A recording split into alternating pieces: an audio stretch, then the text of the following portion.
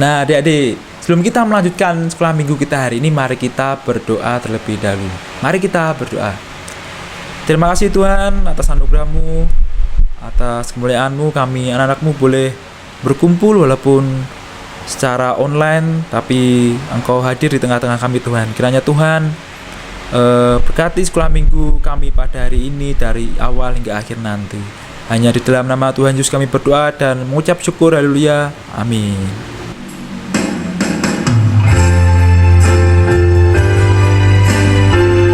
Mari kita hayati lagu ini dengan sungguh-sungguh.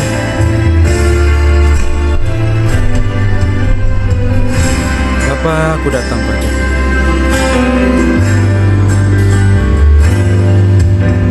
Bapakku datang padamu, naikkan ucapan syukur atas kasih anugerah-Mu yang indah setiap hari. Pagi hari, siang hari, sore dan malam hari, tak hentinya ku mengucap syukur, tak hentinya mengucap syukur atas kebaikan-Mu.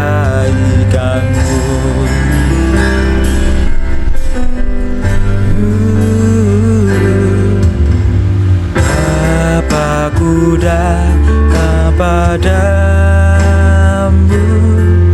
naikkan ucapan syukur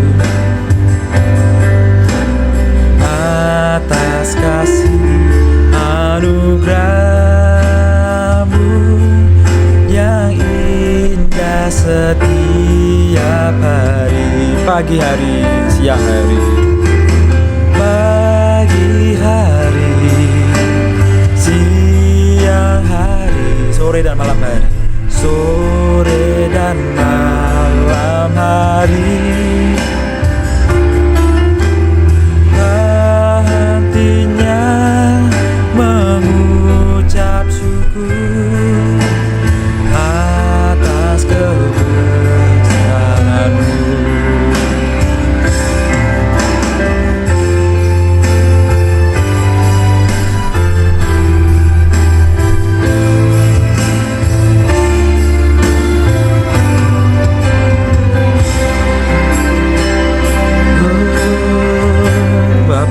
Datang padamu, Bapakku datang padamu, naikkan ucapan syukur atas kasih anugerah-Mu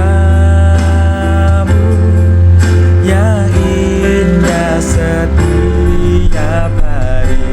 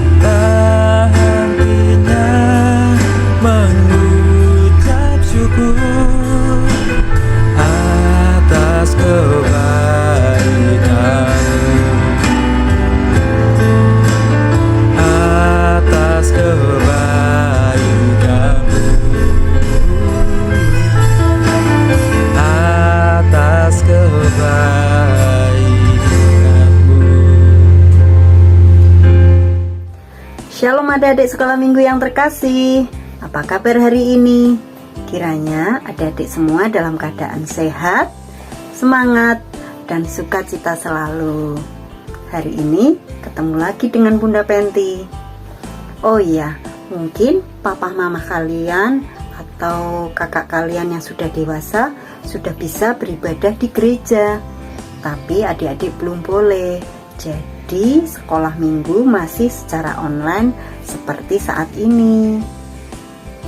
Ada nggak yang kangen sama teman-teman sekolah minggunya? Mungkin ada sekitar 2 tahun ya kita tidak bisa sekolah minggu di gereja secara langsung. Bunda Penti juga kangen ketemu sama adik-adik semua. Anak Bunda juga kangen untuk ketemu dengan kalian semua. Tapi kita tetap bersabar. Suatu saat pasti kita bisa beribadah sekolah minggu di gereja seperti biasa lagi ya. Oh iya, adik-adik yang sudah bersekolah mungkin sudah bisa langsung datang ke sekolah ya, ketemu dengan teman-teman sekolahnya, bapak ibu gurunya. Walaupun mungkin seminggu hanya bisa 2 kali atau 3 kali, paling tidak sedikit mengurangi kerinduan untuk bertemu dengan teman-temannya. Tapi untuk sekolah minggu kita tetap harus bersabar ya. Nah, sebelum kita belajar tentang firman Tuhan hari ini, kita berdoa, kita mohon pimpinan Tuhan untuk hadir di tengah-tengah kita. Mari kita berdoa. Selamat pagi Tuhan Yesus. Terima kasih Tuhan untuk hari baru yang boleh kami jelang hari ini. Terima kasih atas kesehatan, terima kasih atas sukacita, damai sejahtera. Terima kasih untuk berkat yang melimpah yang kami peroleh dari hari lepas hari. Tuhan Yesus, saat ini kami akan belajar tentang firman-Mu. Buka hati dan pikiran kami Tuhan. Kiranya kami mengerti apa yang Tuhan Yesus kehendaki dalam kehidupan kami sehari-hari. Dan kiranya firman-Mu boleh menjadi berkat untuk kami, juga untuk orang-orang di sekitar kami. Jauhkanlah dari hal-hal yang kiranya akan mengganggu di saat kami mendengarkan firman-Mu. Tuhan Yesus, terima kasih Tuhan. Hanya dalam nama Tuhan kami Yesus Kristus kami sudah berdoa dan mengucap syukur. Haleluya, amin. Adik-adik sudah mempersiapkan Alkitabnya? Hari ini kita akan belajar firman Tuhan yang terambil dari kitab Rut pasal 1 ayat 1 sampai dengan 18 yang menceritakan tentang Rut dan Naomi. Bunda Penti akan membacakan ayat yang ke-16 sampai dengan 17. Nanti adik-adik di rumah bisa membaca secara lengkap ya. Bunda Penti bacakan. Rut 1 ayat 16 sampai dengan 17. Tetapi kata Rut, janganlah desak aku meninggalkan engkau dan pulang dengan tidak mengikuti engkau.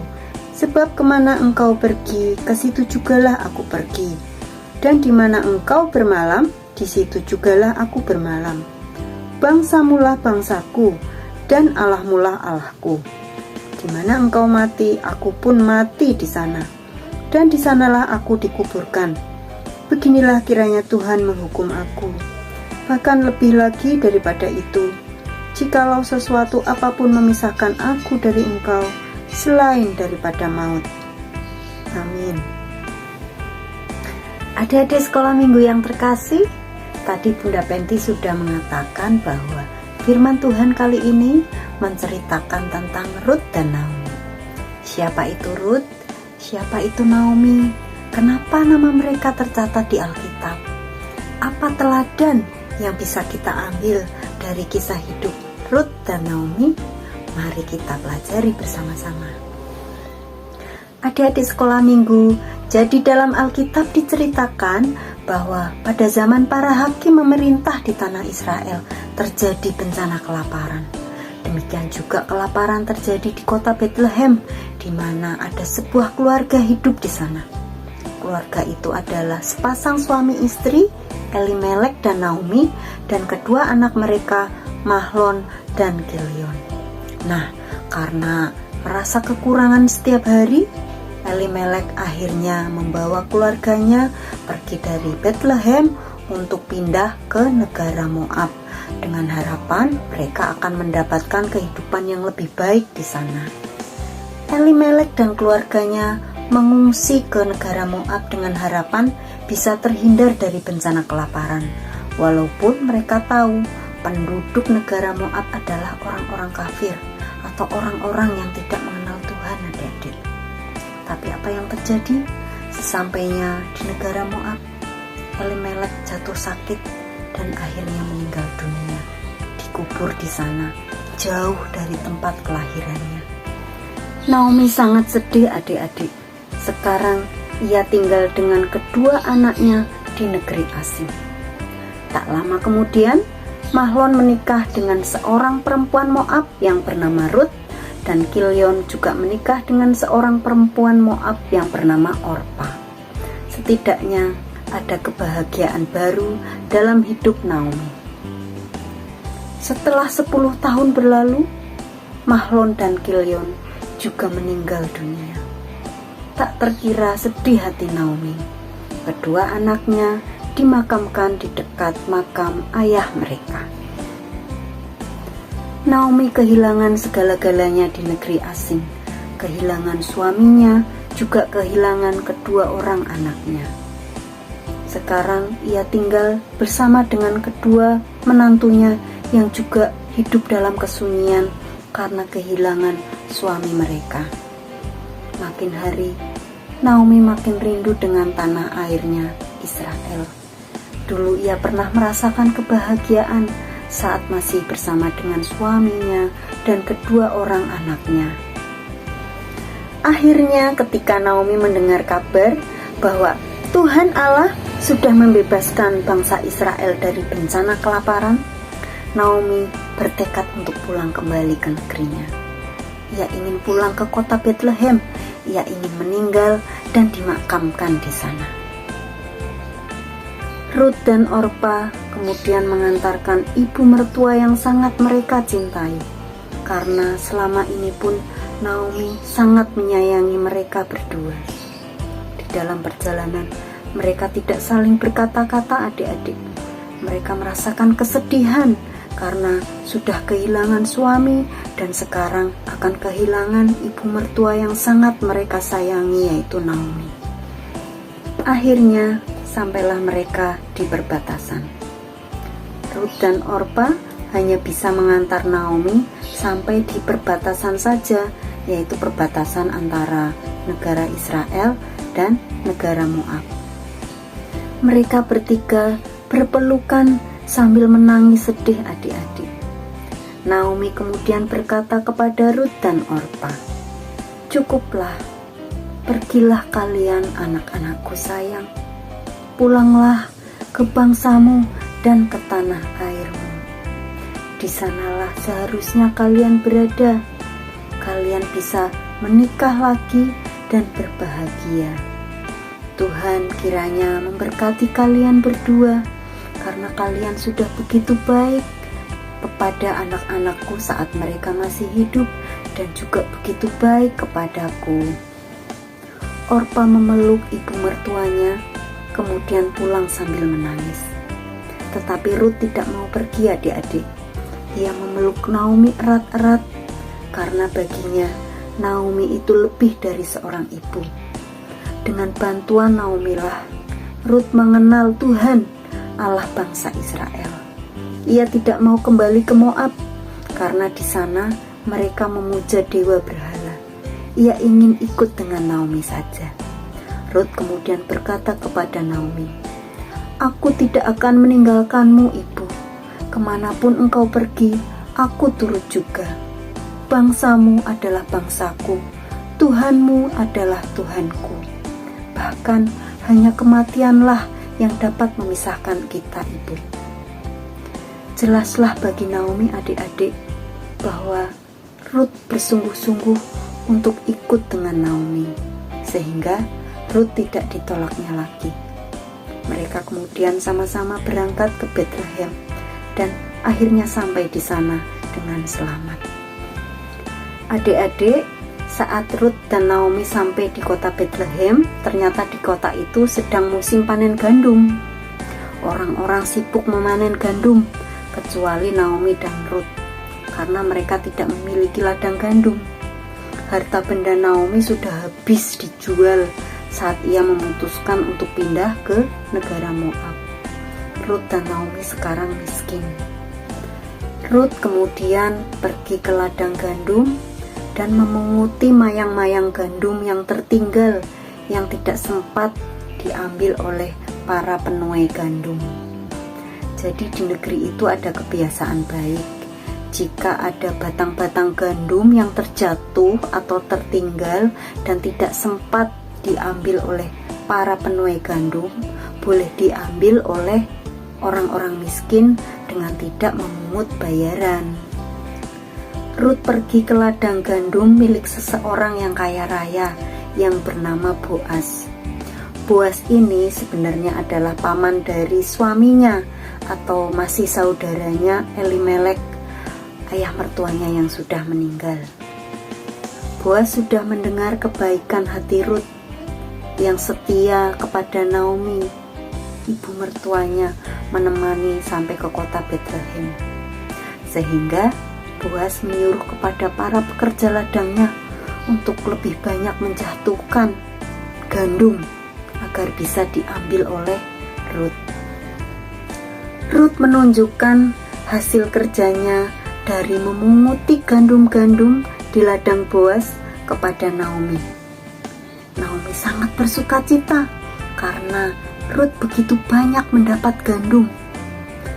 Mereka sangat bersyukur karena Tuhan Allah telah memberkati mereka, menjaga mereka, memberi mereka berkat melalui seseorang yang bernama Boas. Nah, adik-adik sekolah minggu yang terkasih, dari kisah Ruth dan Naomi yang sudah sama-sama kita dengar tadi, teladan apa yang dapat kita ambil? Ya, kita dapat belajar tentang kesetiaan, kebijaksanaan, dan kemurahan hatian. Kesetiaan Ruth di dalam mengasihi dan menemani Naomi untuk pulang kembali ke kota Bethlehem dan mengatakan, bangsamu adalah bangsaku, Tuhanmu adalah Tuhanku.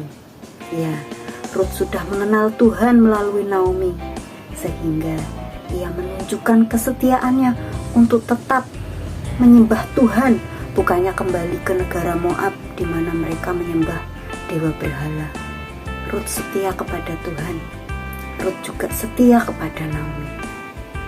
Adik-adik juga dapat meneladani sikap setia Ruth itu dengan setia kepada Tuhan, setia kepada orang tua, setia kepada guru, setia kepada teman. Contohnya, setia kepada Tuhan, rajin berdoa, rajin baca Alkitab, rajin mengikuti sekolah minggu. Dan kalau misalnya nanti boleh sekolah minggu lagi di gereja, rajin pergi ke gereja. Tidak hanya rajin baca Alkitab saja adik-adik, tapi juga harus setia melakukan kehendak Tuhan yang tertulis di dalam Alkitab. Misalnya Tuhan Yesus mengajarkan tentang kasih. Bagaimana kita menerapkannya? Kita mengasihi teman yang sedang sakit, kita tengok, kita hibur sehingga bisa cepat sembuh. Ada teman yang kesusahan di dalam mengerjakan PR, bisa kita bantu, kita beritahu cara-caranya. Atau ada teman yang jatuh dari sepeda, jangan kita tertawakan, kita tolong. Kemudian Tuhan Yesus juga mengajarkan kita untuk hormat kepada orang tua. Bagaimana caranya? Apabila orang tuanya sedang kerepotan, kita harus membantu. Yang sudah bisa cuci piring, bisa membantu mamahnya atau ibunya cuci piring, atau menyapu rumah biar selalu bersih. Atau misalnya ibu menyuruh untuk pergi ke warung, jangan menolak, jangan mau disuruh hanya kalau ada upahnya. Itu tidak betul. setia pada guru, misalnya mengerjakan tugas atau PR yang sudah diberikan guru kepada kalian dan dikumpulkan tepat waktu. Tidak boleh molor-molor, tidak boleh beralasan, "Pak, Bu, tadi malam mati lampu, jadi saya tidak bisa mengerjakan PR-nya." Itu tidak boleh. Kemudian setia kepada teman, seperti yang tadi sudah Bunda Penti katakan ya. Ada teman yang sakit, dijenguk. Ada teman yang kesusahan, ditolong. Teladan kedua yang bisa kita ambil dari kisah Ruth dan Naomi adalah kebijaksanaan. Apa sih kebijaksanaan itu, adik-adik? Bijaksana itu misalnya mengambil keputusan yang tepat atau tindakan yang tepat dengan tidak merugikan orang lain. Ruth mengambil keputusan yang bijaksana. Dia tetap setia menemani Naomi pulang kembali ke kota Bethlehem, meninggalkan negara Moab di mana orang-orangnya tidak mengenal Tuhan tapi menyembah dewa berhala. Itu adalah keputusan yang sangat bijaksana yang dibuat oleh Ruth. Apa contoh adik-adik mengambil keputusan yang bijaksana? Nah, misalnya ada ulangan, teman-temannya pada nyontek. Bagaimana adik-adik menyikapinya? Apakah ikut-ikutan mencontek? Bukan keputusan yang bijaksana. Adik-adik harus percaya pada kemampuan sendiri, bisa mengerjakan ulangan tanpa mencontek.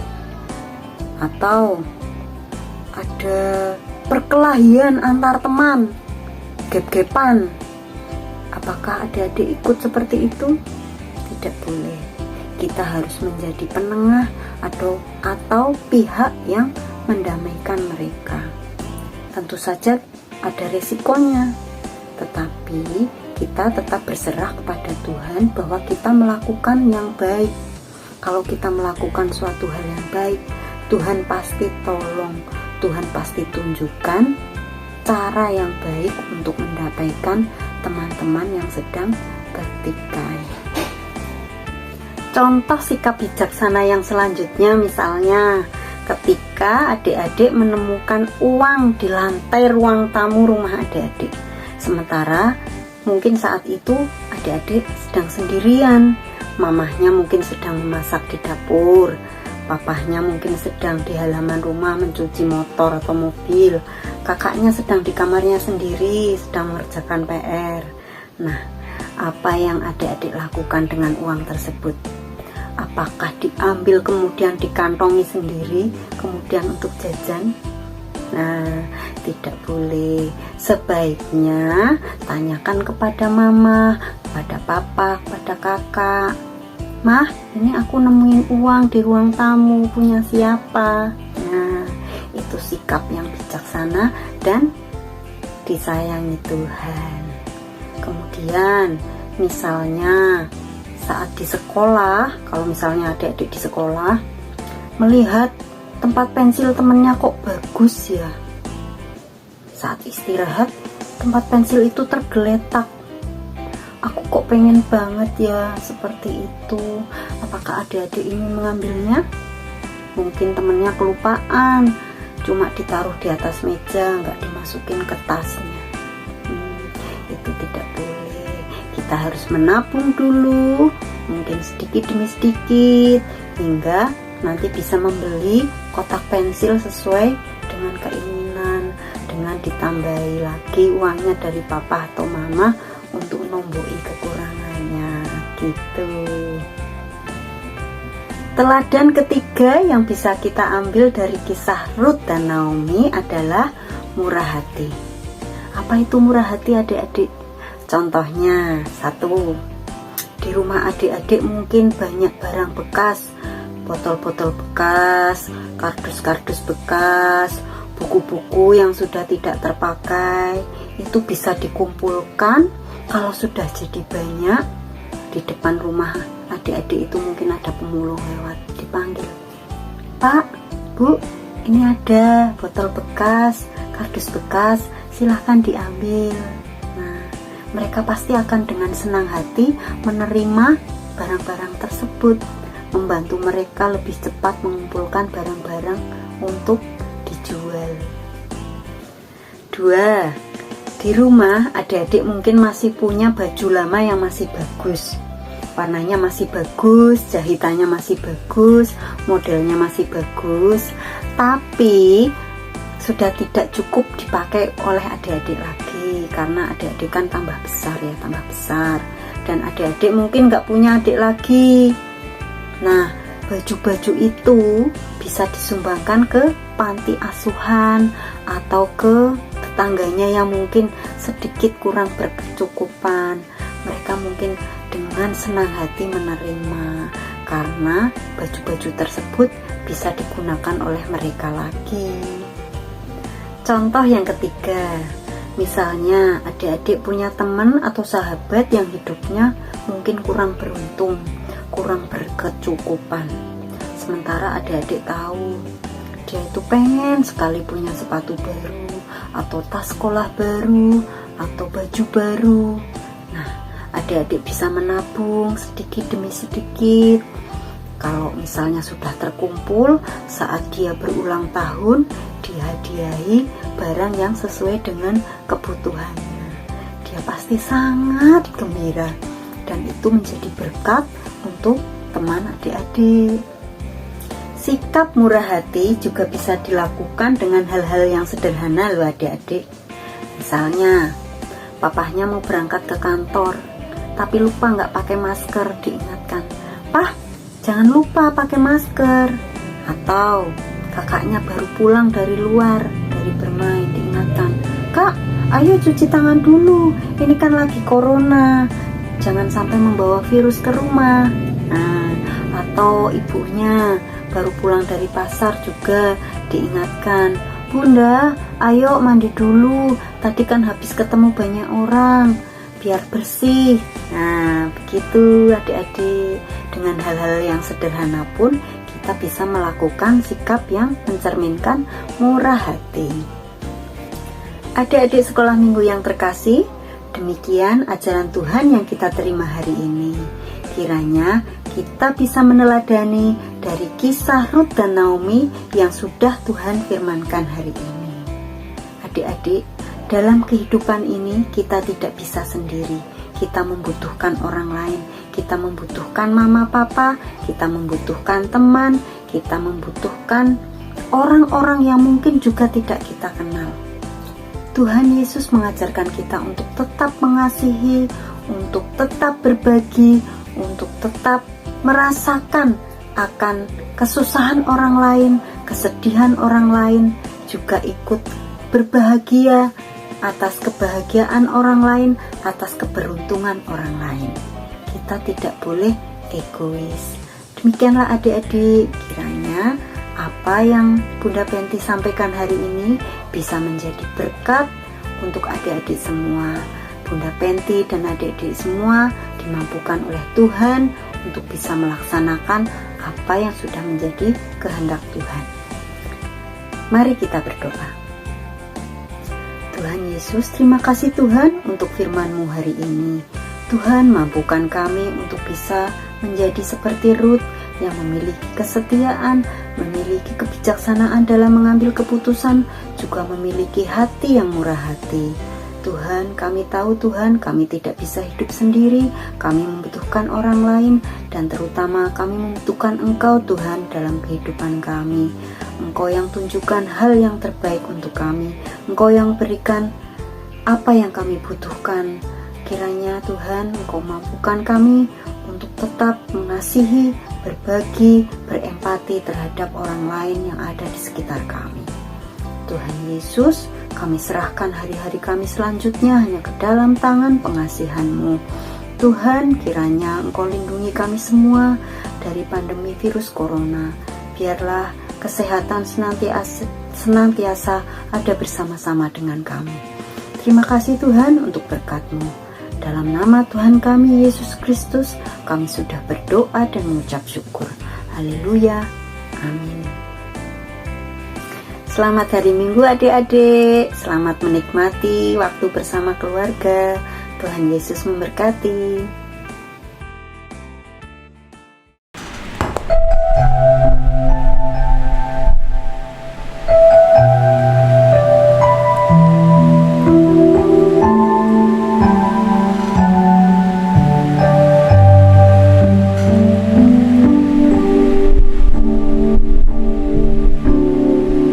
Terima kasih Tuhan untuk kasih setiamu yang ku alami dalam hidupku.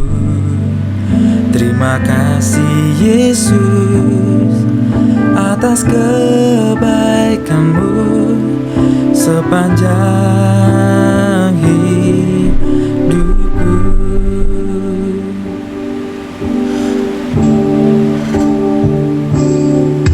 Terima kasih Tuhan atas kasih setiamu yang ku alami dalam hidupku. Terima kasih Yesus atas kebaikanmu sepanjang hidupku.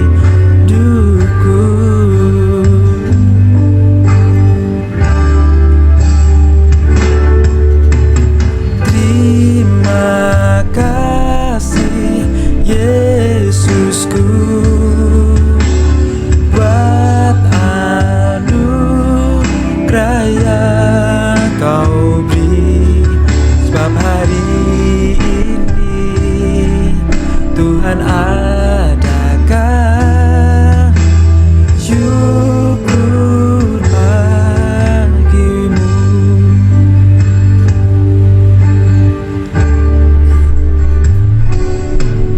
Terima kasih Tuhan atas kasih setiamu yang ku alami dalam hidupku. Terima kasih Yesus atas kebaikanmu sepanjang hidupku. Terima kasih Yesusku buat anugerah yang kau beri, sebab hari ini Tuhan adakan syukur bagimu. Terima kasih Yesusku buat anugerah yang kau beri, sebab hari ini Tuhan adakan syukur bagimu. Hari ini Tuhan adakan syukur bagimu, sebab hari ini Tuhan adakan syukur bagimu. Nah, adik-adik, terima kasih buat sekolah minggu hari ini. Terima kasih kalian sudah mengikutinya, dan kita akan ketemu lagi minggu depan di jam yang sama. Oke, dadah, Tuhan memberkati.